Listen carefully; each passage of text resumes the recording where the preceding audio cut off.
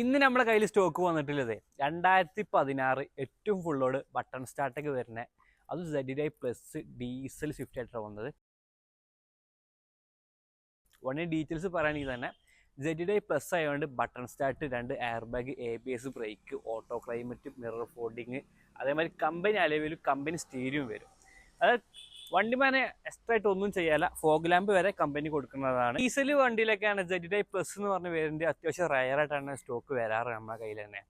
അപ്പോൾ മൂന്നാമത്തെ ഓണർഷിപ്പാണ്. 1,48,000 കിലോമീറ്ററാണ് ഓടിയിട്ടുള്ളത്. മേജറായിട്ട് ആക്സിഡൻറ്റോ റീപ്ലേസ്മെൻറ്റോ കാര്യങ്ങളൊന്നുമില്ല.